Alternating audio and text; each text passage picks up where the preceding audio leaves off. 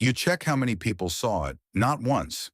Again, you open the app, you refresh the page, you look at the number, it's higher than yesterday. It feels good. Then something subtle happens. You start thinking about what you post next. Not what you believe, what will hold, what will travel, what will be seen. And it doesn't feel dramatic. It feels normal. That's when scale begins to reshape identity. For most of human history, identity stabilized inside small rooms. A family, a village, a tribe, a familiar set of faces. Reputation formed slowly. Correction was local. Memory was limited. If you embarrassed yourself, 10 people remembered. If you succeeded, the same 10 reinforced it. Identity formed through repetition inside a contained audience. It wasn't optimized. It wasn't curated. It wasn't broadcast. It was negotiated. When scale was small, variation survived. You could contradict yourself. You could experiment. You could shift. Because the memory system around you was soft. Scale was frictional. Recognition required proximity, and proximity limited distortion.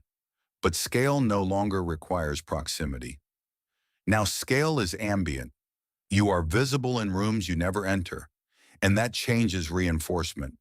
The first time your audience expands, it feels like opportunity. More people, more reach, more visibility, more confirmation. There's no alarm. There's no rupture. Just expansion. But expansion introduces something the brain was not optimized for: persistent evaluation. When attention becomes continuous, behavior adapts. You speak slightly more clearly. You soften a contradiction. You repeat what worked. You avoid what confused people. Not because you're afraid, because reinforcement is faster. Feedback is immediate. Approval is quantified. And repetition stabilizes around what receives it. This doesn't feel like pressure. It feels like optimization. That's why it spreads quietly. When you are seen by 10 people, you are a person. When you are seen by thousands, you become a signal. Signals stabilize. They become predictable. They become legible. They reduce variance. The more observers present, the narrower the acceptable deviation. Not because anyone demands it, because interpretation multiplies. Each observer carries expectation. Each expectation shapes response. And the more interpretations that exist, the more cautious variation becomes. You start anticipating reaction before speaking. You adjust tone before expressing doubt.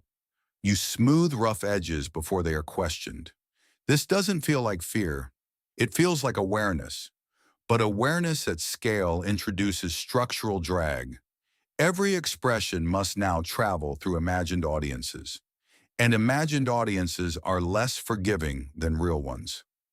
Scale speeds reinforcement. If something resonates, it spreads faster. If something misfires, it is amplified. The feedback loop tightens. And tight loops reshape identity faster than slow ones. You notice what performs. You notice what lands. You notice what draws response. And repetition narrows around those signals.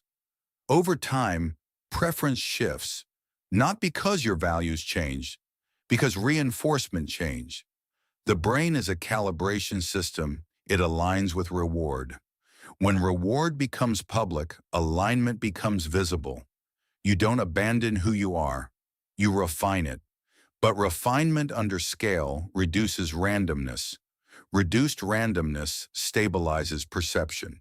Stable perception becomes identity language. This is who I am. But that identity was shaped under observation, and observation changes behavior. In small groups, contradiction survives. In large audiences, contradiction confuses.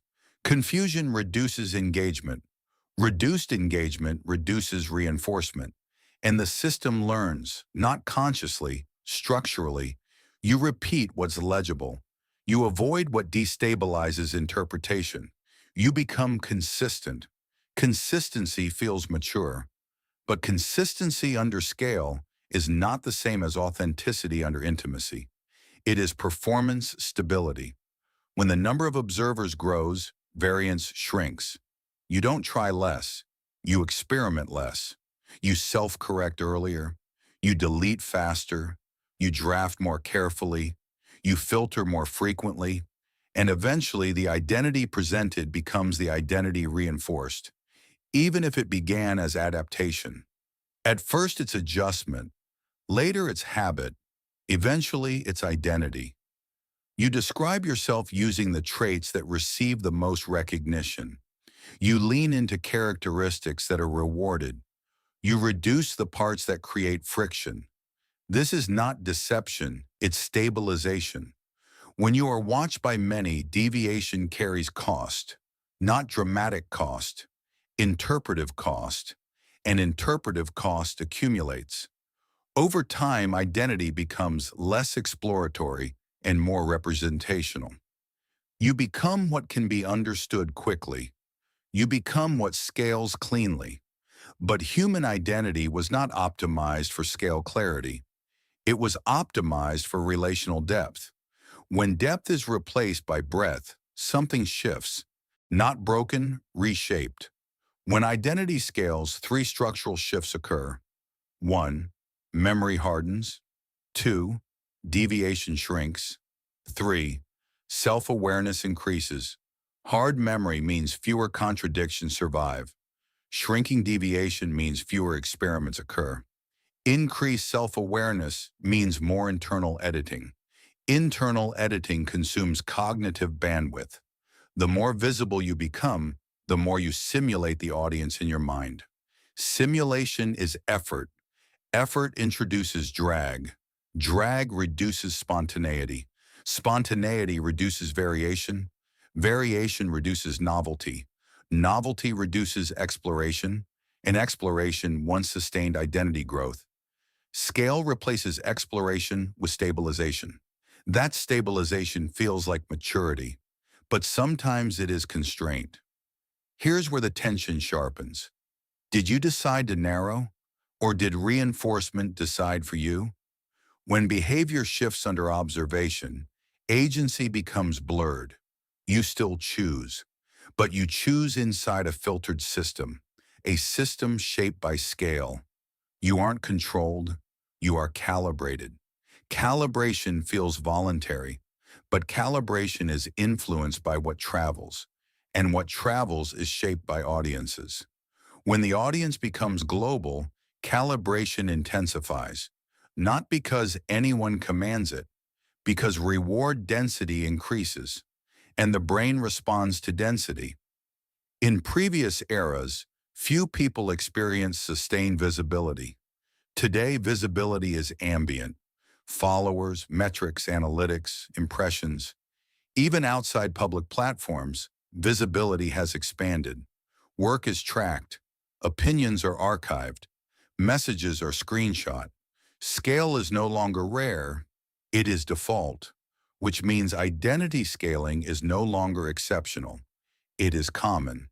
And when something common becomes structurally misaligned with evolutionary design, friction appears, not as crisis, as quiet strain. The strain of maintaining coherence across thousands of interpretations. The strain of being legible everywhere. The strain of staying consistent across time. Eventually, the system settles. You find a version of yourself that scales.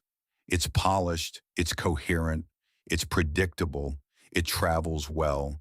It doesn't contradict easily. It's reinforced consistently. And over time, it feels natural. Because repetition feels natural. You don't remember the earlier variation clearly. You remember the reinforced version, the scaled version, and this version is not false. It is just shaped. Shaped by audience size, shaped by visibility density, shaped by persistent observation. Human identity was designed for circles, not for networks, for depth, not for mass legibility. When scale expands beyond design, identity doesn't collapse. It stabilizes differently. It narrows. It aligns. It repeats. And it stays. Being seen by many changes behavior. Behavior repeated becomes identity language. Identity language stabilizes under reinforcement. And reinforcement at scale reshapes who we become. It didn't feel dramatic. It felt normal. That's why it worked, and that's what quietly shifted.